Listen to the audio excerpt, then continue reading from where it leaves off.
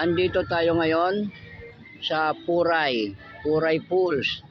Yung may sasakyan na yon na Pajero o yung expedition na yan, ay yung daan papunta doon sa Puray Pools.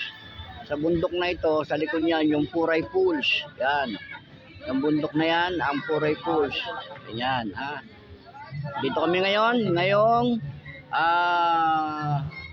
anong petsa ngayon, tol? October 1.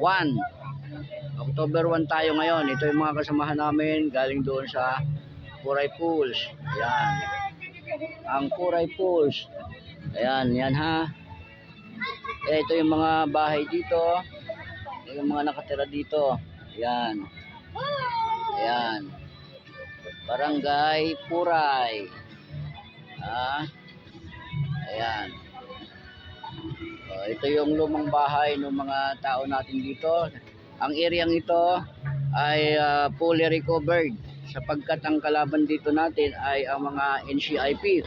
Nagsampa sila ng kaso na land dispute, pero hindi nila ito mapatunayan sa hukuman na kanila talaga ang lupa. Ganyan po tayo dito na nagre-recover.